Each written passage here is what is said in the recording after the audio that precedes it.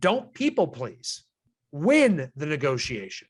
Win the negotiation. So I want to give you 6 little tactics, okay, that's going to help us.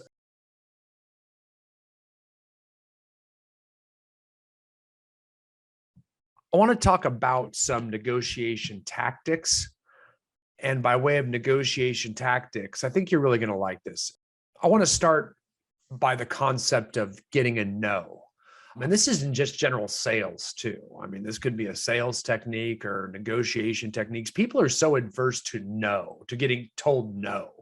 I cannot tell you that enough, whether it be sales or negotiating. We run away from that pain like you wouldn't believe, right? We're always trying to get yeses. We're people pleasers by nature, right? So we're always trying to, we're always trying to get yeses and stay away from anything that would elicit a no from the other side, right? We see it like a negative word, and it doesn't translate that way over into sales and negotiation. In fact, in negotiation, it almost feels like heaven to tell the other side no, because it shows you're no, like I'm a good negotiator. I just told you no.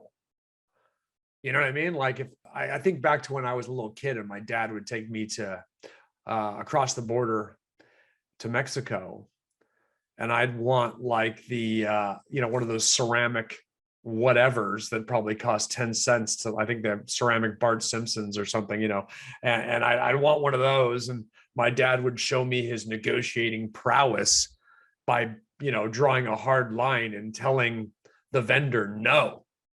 That makes saying no makes you a good hardliner. And it shows you're doing your due diligence in the negotiation.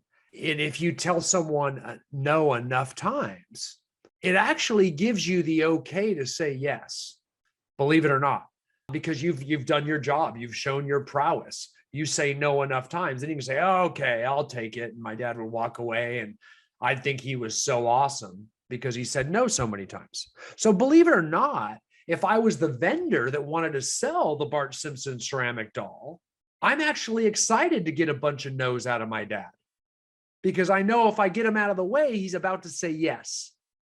So running from no's, being afraid of getting a no from the other side, actually is the wrong way to look at it. Okay?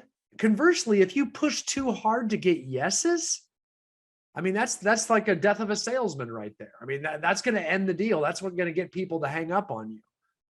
That's what gets people to stop a negotiation. Be okay with getting a no from the other side. Be all right with it, okay? It should start the negotiation. It should not end it. Remember how we talked about the concept of letting the marlin run in sales when you're doing a needs analysis? Remember that? How we've talked about sometimes you got to let them go because they have a lot to say. They have a lot they want to do. They want to show their prowess, or they want to tell you their story. And you got to let them go for a while to get it out of their system. Same concept here with no's. We got to let them get those out of those systems, right? So really important. It actually lets them feel like they're in control. It gives them safety and security because they're in control of this. No, cross that arms. No, I won't buy that ceramic Bart Simpson doll for $5. Make it $4. No, I'm in control here. I'm showing my son who's boss too. See what I'm saying? Oftentimes that no is just impulsive that way. Like, I've got to do that. I'm going to go into this negotiation. I'm going to tell him no a few times. We've talked all the time. Imagine you walk into Nordstroms, right? First thing you hear, the first thing you do, the first words out of your mouth when you walk into Nordstroms, whether you know it or not, are always no. Walk into one. See what I'm talking about? Try to walk into Nordstroms all by yourself and not have the first words out of your mouth be a no. Because you're going to walk into Nordstroms. They're going to say, welcome to Nordstroms. Is there anything I can help you with? And you're going to say, no, I'm just looking. You all say the exact same thing. It's impulsive. You have to say it. You don't even stop thinking about it. In fact, if you're like me, I don't know my way around Nordstroms. And I'm there, and I'm not just looking, because I don't go to Nordstroms just to look. I actually know exactly what I need, and I also probably don't know where it is. So in theory, I should say, actually, yes, I could use your help. Where are the brown leather belts? But I don't. I say no. But Nordstrom's does not give up on me. They stay with me. They have customer service peoples everywhere. They have checkout booths everywhere. They have people who give me directions everywhere. They stay with it. That lady doesn't quit. She gets told no all day long at the front, all day long. Okay. So it's a safe, so don't be afraid of getting them, right? It's also a great way to find out, it gives you time, first of all, right? When they tell you no, the whole point, especially when we're in negotiation, going back to the needs analysis, is to come from curiosity and keep asking questions, right? You can see why we talked about the needs analysis and how that is the most important conversation in all of real estate. In anything you do is learning how to give that needs analysis, right? It's everything. So I really do. I think it's the most important conversation. Start everybody in real estate with it. And how to keep asking questions, how to come from curiosity, how to have that coaching, recruiting conversation, sales conversation, listing presentation, or negotiation. And we're going to keep asking questions, getting that no. When you get the no, it gives you time to think of your next line of questioning, right? It's also a great way to find out the other side's boundaries. When, okay, that's too much, they don't need that. Or maybe we start to learn their objections so we can think about how to isolate those objections and overcome them in the conversation later. We start to find out where they start and stop.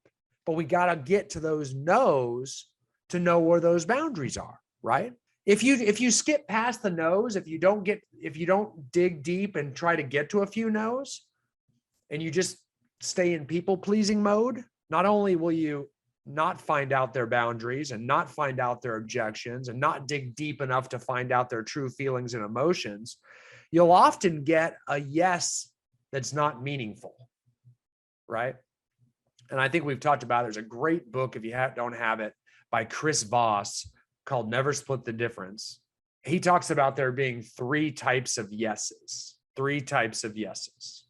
Okay. Yes, number one is the counterfeit yes. Okay. I do this one a lot, I got to tell you.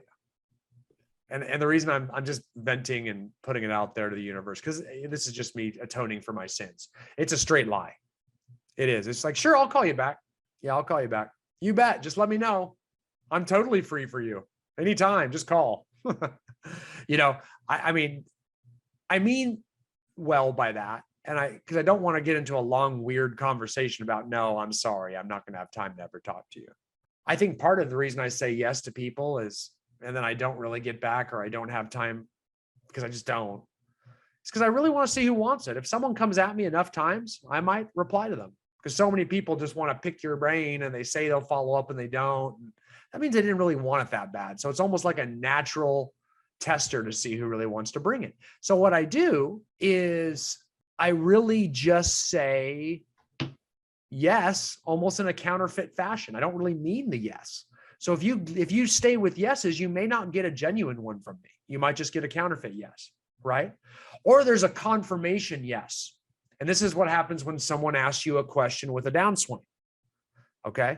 So they put an embedded command or a tie down on the end of a statement, like, you want to actually hire me, don't you? So I downswing with a question.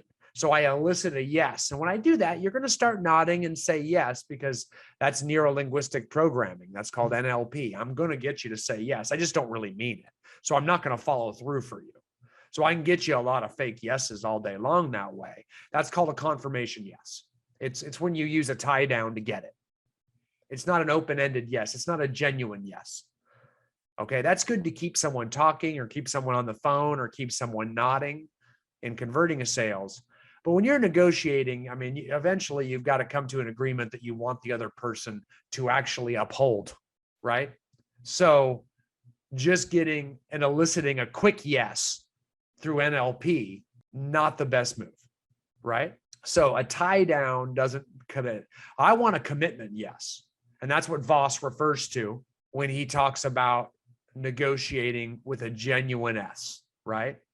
Getting that commitment yes. Okay. It's when the other side sees your goal as his own.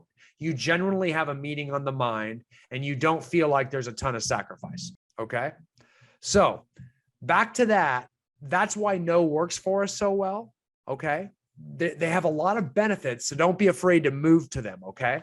There's two ways to get a no, really, right? You can intentionally label their emotions like we've talked about, right? So we can actually get a no and just do it incorrectly. Like, it sounds like you're feeling frustrated when they're not frustrated. Okay. You can actually label their emotions incorrectly. And it forces them to actually listen and correct you. So that actually gets them re-engaged in the conversation, like a pattern interrupter. It brings them back in. And I know this is high-level conversation, high-level sales, but that's what you signed on for with me. If you need to engage someone, labeling their emotions incorrectly brings them back to the forefront, and really pause after you do it. See if they bite. You know what I'm saying? No can also be gotten by asking them what they don't want. Okay. So what don't you want? What are you hoping to avoid here? Is there something you're afraid of here? Those types of questions really resonate with people. You're like, oh yeah, like I don't want, you know what I mean? Like you don't want to say, oh, nothing. I'm afraid of nothing. Whatever you want to do. They have to re-engage with you there. Okay. And when they give you that no, I don't want you to think of it as a rejection. Like I said earlier, I want you to think of it as them saying, I'm either not ready to agree, or I don't understand yet, or I don't think I can afford it, or I want something else, or I need more information, or maybe I want to talk it over with someone else, which those are all objections we can overcome. In other words, we're not done. It's not over. So trying to get a lot of no's just helps us discover those things. And after you get those no's and you don't know which one of those it is, you simply ask questions to keep the conversation going, to keep the line of curiosity going, to keep the needs analysis going. What those questions, and I just want these to be your defaults that you program in your mind when you're selling, doing a needs analysis, coaching, recruiting, most importantly, negotiating, because all of you need to be more patient when you negotiate. When you're doing those things, when they hear that no, I want you to ask them, what about that doesn't work for you? What about that doesn't work for you? Or what would you need to make it work? Or it seems like there's something here that bothers you. See how I'm digging deeper beneath the surface? They said no, I'm saying, tell me why. In a more sophisticated way than just saying why, because why tends to be condescending. Like, why, you moron? Don't do that. Come into, what about this bothers you? Tell me more about that. Act patient, act engaged, right? I'll give you an example of a typical negotiation you might do with someone if you're a top producer and you have a home inspector, like, and everything we coach, if you are going to lead generate, if you're going to make the time to generate new business and grow your business, you're going to do that in the morning.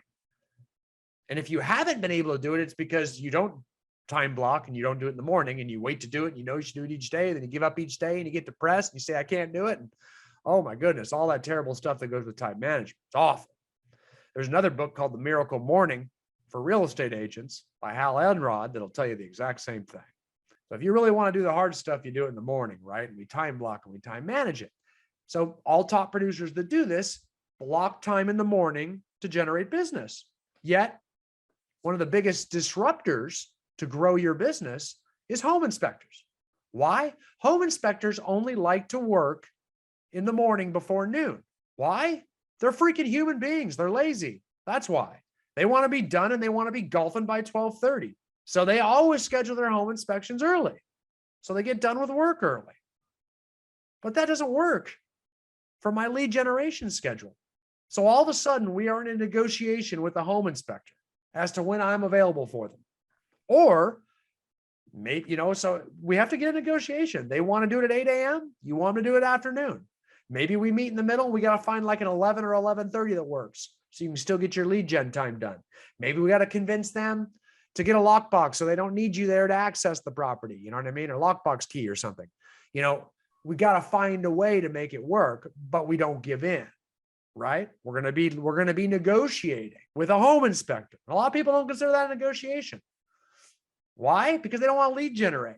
Why? Because they don't care about their family and their success and their income. That's why. They'll throw themselves under the bus to people please with a freaking home inspector, though. They'll do that. They'll throw their kids right under the bus. Kids, home inspectors. Screw the kids. I'm going to let the home inspector in. It's true. A lot of you are to say, I do it all the time. I just don't think of it that way. Well, I do. I guess that's why people get a coach, huh? Right? So we got to get into those types of negotiations all the time. We got to start getting no's from people. We got to start holding the line, right? Okay. So how do we do that with people? Like, first of all, it's going to take patience. Okay. We can't be afraid of no's. I think I've established that. We cannot be afraid of no's. We got to not be people pleasers. Okay. So let me give you an idea just to kind of show you how this works. We got to be patient. We got to be willing to get into long conversations and get through some uncomfortable no's. So those of you that are S behaviors and I behaviors who really got into real estate because you just love people, this is going to be harder for you. Either you get good at this or you have a fiduciary duty to disclose to your clients that you're not a good negotiator because you tend to people please with the other agent. Have fun with that one. So let's work on getting uncomfortable and getting better at drawing a hard line and advocating on behalf of our party and their best interests. Make sense? Okay, we're good with that. All right. So but hey, I'm preaching to the choir. You guys are all watching this right now. So you're the ones willing to learn, right? So I'm going to try not to berate you too much. So first I got to tell you a couple boring things, right? There's this behavioral change stairway model that psychologists use. It's called the BCSM. You do not need to remember that, but just understand I didn't make this stuff up. Okay. And it prescribes to a theory called unconditional positive regard. You do not need to remember that either. Okay. BCSM is based on the theory of unconditional positive regard. And basically that's the theory that you can accept someone for who they are, not what society wants them to be. We don't have to make an aggressive loudmouth become a small, hero in the movies, that everybody likes, like Clint Eastwood, a man of few words, right? So we don't need, we just accept people who they are and we go with their strengths and we move with them. We don't try to change their core behavior, okay? And there are 5 stages of BCSM to change someone's behavior for a temporary period of time. And it helps you get influence over them so they voluntarily change their behavior. Otherwise, you're that hardliner like my dad at the Mexican-American border trying to negotiate for that Bart Simpson ceramic doll that's just saying, no, no, no. And you're just going to meet in the middle somewhere, usually where the other side wants you to go. But if they see if you can get the other side to see where you're at and give you a win-win and get in alignment with you, you get a much better outcome. Okay. A much better outcome. So we really want them to change their way of thinking, change their overall behavior so that they actually see the end result, your goal as their goal too. And that takes a little bit more patience and a lot more use of the tactics I've been going over. Okay. So a good negotiator digs in, just like an FBI hostage negotiator, man. They don't move fast. Sometimes they bring a sleeping bag and they're there, and they get a tent and they're there for days because they don't move too fast. I don't need you to do that in business, but we do need to be a lot more patient, right? And a lot of this you already know. Stage 1 is active listening. Okay. And we've talked about that. That's coming from curiosity. That's your needs analysis, right? Coming from curiosity, taking them down a path of self-discovery through a series of questioning. Okay. Then we move into step 2 of 5 stages. Step 2 is empathy. We've talked about that too. We don't argue their weaknesses. We don't get too hostile. We don't try to argue their core behavioral traits or the way they're behaving or anything like that. We don't tell them to start acting reasonable. We don't tell them to calm down. We don't tell them to feel differently. We don't knock the way they're feeling. We don't say, I don't understand why you're upset. We don't say that. We don't break rapport that way. Okay. Instead, we find ways to empathize with their behavior. And we seek to understand why they feel that way and try to find ways where we can relate to the way they feel. You cannot tell someone how to feel. They have to kind of go through that experience themselves. Okay. So active listening, empathy, then we move into rapport. Okay. And the way we do rapport, we've talked about that too, is we label them. We identify their feelings and their emotions. Remember we use that feelings wheel, that emotions wheel. So we label it, we identify it, and then we validate it back to them to show that we get it. And we've talked about that and now we're building a rapport. They're like, oh, this guy gets it. He's with me. He understands. He empathizes with me. And I'm building a rapport by kind of telling them that I do, right? That rapport building, that validation is huge. Then we move into getting their influence. And that's where we are now. We move into getting their influence. And we do that by trying to create kind of a subtle epiphany with them that gets them to say the magic words like, that's right, or you got it. Like, this guy gets me. Once we're there, we have their influence, right? And then step 5 is a behavioral change. And that's when we get what we want in our negotiation. We move forward with our goal, right? So how do we get that's right? What I said before is we label and paraphrase their words back to them, their emotions back to them. And that allows you to get that's right, because it allows them to agree with you, because they've been telling you no, you've been back and forth, you've been finding their boundaries, all those types of things, testing boundaries, no's, yeses, all those types of things. Now they finally get a chance to agree with you without feeling like they've lost control. In fact, instead, they feel like they brought you to their side because now you understand their emotions. This is Jedi stuff here. If you're bored, okay, I'm telling you, big conversations, this is how it happens. You want high-level training, you're getting the highest. This is the neurolinguistic program, okay? Stick with me, all right? I'll give you an example of what that looks like, how we label the emotions. So I'm understanding your frustration. I'm hearing that you're upset because 3 groups of buyers have left doors unlocked in your home. They've left the lights on after looking at your home, correct? That's frustrating. That actually makes me upset and a little bit shameful. So see how I'm talking emotion and feeling here? Am I correct here? And they're going to say, yes, you are.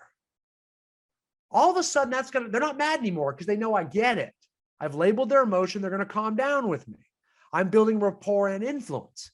I don't need to fight. They don't need to keep running like that marlin. They don't have to keep going on and on and on. We can move forward now, right?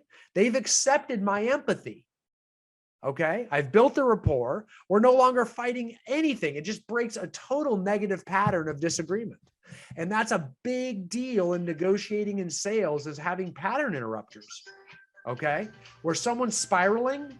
You ever been in that where I'm losing this person?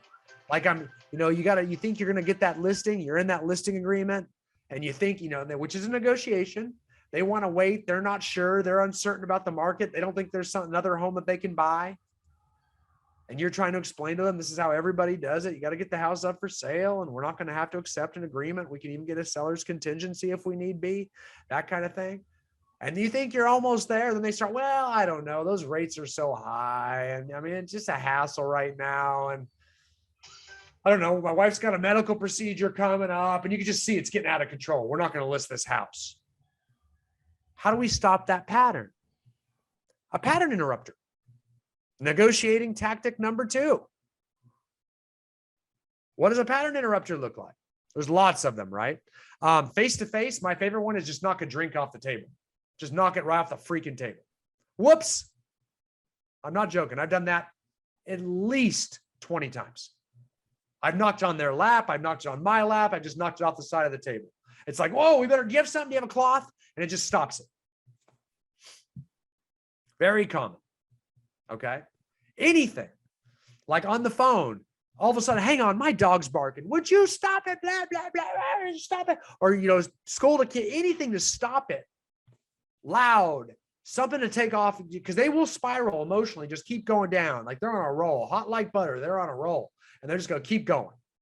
You got to stop it because those emotions spiral, and it's so comfortable for them because it takes them out of action. They were going to have to list their house. And even though they want to list their house and they want to move, what they don't want to do is deal with people coming through it, fixing it up, having people coming through on the weekend, having a log, but just, I want to go to the gym, but man, it'd be so much easier if I slept in. Your best interests are still in mind. They just don't like the uncomfortable activities to get there. You almost had them motivated to do the best thing for them and their family. Don't let them talk themselves out of their best interest, right? Break the rapport, start over, okay? Or just stop. Face-to-face is my favorite too. Another one, you don't have to knock the drink over. I like it if you're in, this is US and I's. This is where you are good. This is where you actually touch them, okay? Be careful. Don't just touch them anywhere or any way.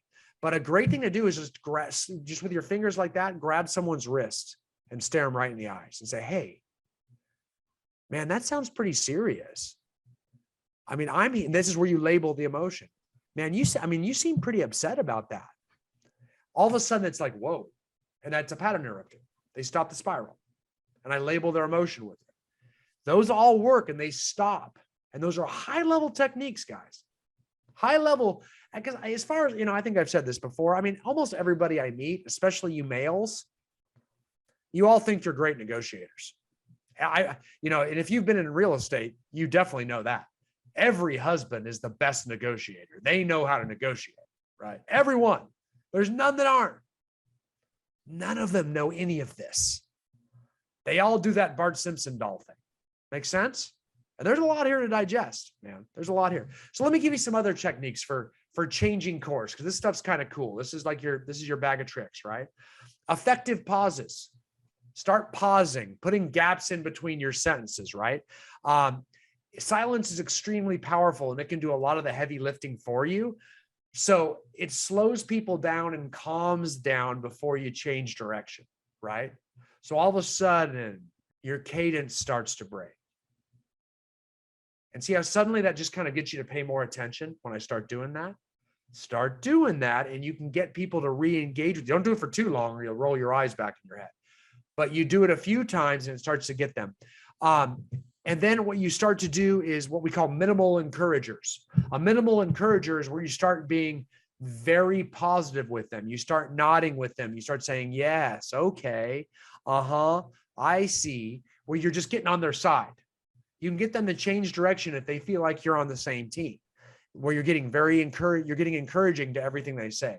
It subtly shows you're paying attention to, and it makes you feel like you're working together. We've already talked a lot about mirroring their behavior, right? How we can mirror and match them, right?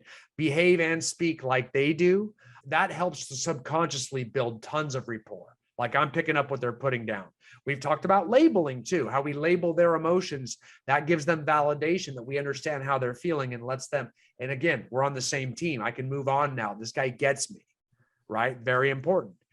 Paraphrasing, I just talked about that a minute ago. Paraphrasing, we also call that key phrase backtracking in mirroring. That's a great thing to say back to them, is saying back to them exactly what they said, but just paraphrase it a little bit differently. So what you're saying is, just help me. I just want to be sure I'm hearing you correctly. And then say exactly what they said to you, just paraphrase it back. You'd be shocked at how far that takes you, giving that type of validation of your understanding. Huge, huge, huge, right? Giving a summary, this is just probably semantics at this point. You can give someone a summary, which is just combining the labeling and the paraphrasing, where you actually paraphrase back at them. And you also tell them, and that tell them how they feel as a result of that. You do that, I'm telling you, you start to gain that empathy, right? Very, very powerful, very, very good experience for them as well too, right? Okay, so I want to wrap up by saying this. When negotiating, I don't want you to always think of the win-win situation as your ultimate goal here, okay? In the general understanding of win-win. I don't want you to rip somebody off, but don't feel like we always have to meet to this middle point and people are going to give an equal amount of sacrifice here. I don't think if you asked any of your clients or even yourself or your family, whoever you're negotiating on behalf of, that they want an equal compromise. If you ever get into a situation where you have to go to a mediation over a real estate dispute, understand that those mediators 9 times out of 10 take you right to the middle. And that's not a good result. Most people don't want that. That's why both parties often leave a mediation a little bit unhappy. Make sense? That's where they ultimately go. No one ever feels that good because no one really wins that. So a compromise isn't always the best idea. It's why we negotiate. Quite frankly, going to the middle and just compromising is quite lazy as a negotiator, right? Don't people please. Win the negotiation. Win the negotiation. Okay? Don't compromise. Compromise is just based on fear, like you're going to totally lose it. Okay? That fear of total loss is what creates it, right? So understand we don't want to be doing that. Understand that when we negotiate, everything we do is based on fear. Why? Because everything's based on emotions. We've talked about this 100 times. When you're selling anything or buying anything or negotiating anything, We always do it based on emotion, not logic. Emotion drives us first, okay? We try to tell ourselves we do things rationally based on logic, but we don't, okay? All of our decisions are initially governed by our emotions, okay? They lead our decisions, okay? Even though we try to tell ourselves we use logic. That's not the way it works. We feel something first, make a decision, and then we go back and use logic to justify that decision. That's why we are patient with the process, and we actually label emotions to change behavior first. We don't skip over emotions like tough guys, or you're going to be a lazy, bad negotiator that's a one-trick pony that just says no all the time, crossing their arms, right? So we don't do that, right? I mean, I'll give you an example. We want to buy a new car, right? We go to the car lot. We know we're going to have to negotiate. We know that if we find a car we like, maybe it's a little nicer than we want, it's going to, we imagine ourselves in it. We imagine what our friends are going to think. We imagine what our family's going to think. We imagine how we're going to feel behind the wheel. We imagine how we're going to feel owning this car. And we imagine ourselves feeling accomplished, happy, all those types of things. Then right before we actually decide to buy it, or shortly thereafter, maybe on the way home, we start justifying it to ourselves. Well, at least my clients are going to like it. I can write it off as a tax deduction. It's going to make me look more professional. Plus, I got 5% off. All those different things we use to justify it as a logical decision. That's the process we go through. Emotion first, logic second. So don't assume you're being rational. And more importantly, do not assume that the other side is going to see things your way or act rational either, because they have different emotional feelings because they come from things from a different context than you, especially if you have different opinions about this. That's what a negotiation is. It starts with different opinions. They don't experience your emotions. So you have to seek first to understand and dig deep, right? You have to. That's the whole key to this, right? So really important on this, I want to give you 6 little tactics, okay? That's going to help us. There's a concept called the prospect theory, okay? And the prospect theory is based upon a certainty effect, right? And the certainty effects is people would rather follow a choice with certainty rather than go through even what could be a more prosperous behavior than that might cause them to lose something, right? It's why a lot of people would much rather take a salary than a commission job, right? Because it feels like certainty. Like if you tell your mom, hey, I got a job, mom. Great. What are you? A real estate agent. She's like, that's not a job. That's only a job if you succeed at it. Right? But if you say I got a job, it's going to pay me 80 grand a year. They go, okay, you got a job. That kid's really going to make it. Yet as a real estate agent, you can make a lot more than 80 grand a year. So people, generally speaking, will gravitate. That's why real estate's a secondary career to a lot of people. That's why they initially go into a steady paying job first until they get the courage, the knowledge, the confidence, or the financial wherewithal to go into real estate. That's how it usually works that way. It's that loss aversion theory, right? So basically in that, to get people to overcome that, to take a risk, to change their behavior with you, to give up a little bit, I'm going to give you 6 quick prospect theory tactics, then we're done. Okay, these are pretty quick. Number 1, we always anchor their emotions first. And I've kind of talked about this before. It's similar to labeling, right? We start with an accusation that acknowledges their fears. I'm going to come back to that. We start with an accusation that acknowledges their fears. Okay. And then it causes them to jump to an opportunity to avoid loss. Okay. Let me give you an example of what that looks like. Okay. Conversation to my home seller might look like this. I have bad news for you. And it's going to frustrate you a little bit.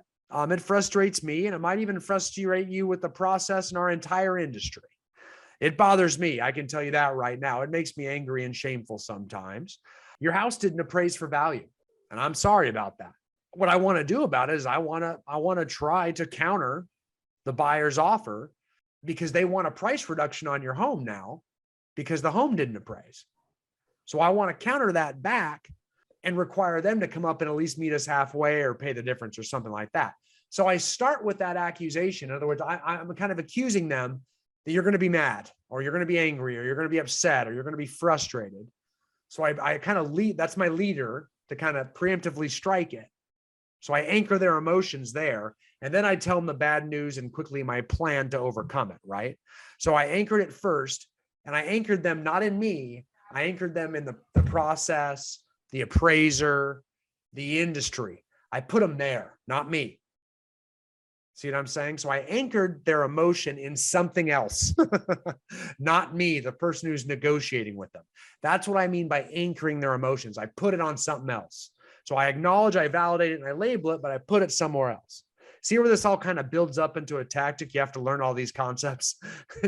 Again, people pay a lot of money to go to college for this stuff, or I guess grad school. So we move into that, okay? Then, okay, so never, ever anchor the emotions in myself, never anchor them in the other agent, and never anchor them in the other party.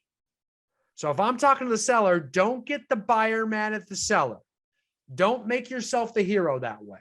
That will come back to sting you every single time in real estate. Don't ever let your client be mad at the other agent or the other client, because once you do that, they're going to reject anything they want for the rest of the transaction, which is going to make your life miserable and not get them what they want. Do not ever anchor their emotions in the other client, obviously yourself, or the other agent, or it's going to make your representation of them a living nightmare. Okay. Rule number one. That's why we don't ever let buyer and seller talk to each other, and we don't ever let them get mad at the other agent. A lot of agents make this mistake because they want to act like the hero. They want to get you mad at the other agents and say, I'm saving the day. Don't do that, because you won't save the day for long. Okay. Tactic number two, let the other guy go first most of the time. And this is hard for people. They want to get this done, get this button down. I hate limbo. So what do? I go first. Do not hit the ball over the net. See what they do with it. Sometimes they just hit it right back in the net. Sometimes they hit it out. You don't have to do a thing. Just give it to them and see what they do with it. Okay. You'll be shocked. Sometimes they start really low or really high. You're like, whoa, I don't have much ground to move now. Or they're, you know what I mean? So try to get them to start as much as possible. And we do that. Like, what price were you thinking if you're negotiating with the other side? What price does it need to be to get that accomplished? Try to find out from them. Buyers, ask the listing agents. Listing agents, ask the buyers. Find out. If you're trying to negotiate with maybe a hard money lender or something, or what's a fair interest rate to you? What's a fair loan term to you? If they ask you terms, hit it back over the net. I don't know. What's fair to you? What do you usually do? Don't just people please. Don't just answer. Come from curiosity. Ask questions. Let them go first in everything in negotiation, with your kids, with your spouse, with freaking everybody. Hit the ball back over the net. Number three, if they don't let you hit it over the net and they say, no, you tell me. A good negotiator will do that. When you got someone who's had some training, right? No, you tell me, which won't happen much, but it will happen to good, experienced negotiators. Then what you do is you come back. Don't give them the number, though. Give them a range. Well, I was thinking, somewhere between, I don't know, I've been hearing 7 to 10%. What do you think? What do you think about that? So I'm hitting the ball back over again. Go first. I only went halfway first, or, well, I was thinking, somewhere at least over 450,000, so I just give them a range. What do you think about somewhere in the 400s, thousands, 400 to 500,000, somewhere in there sound fair?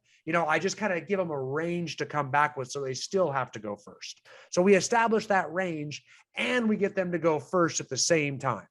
Does that make sense?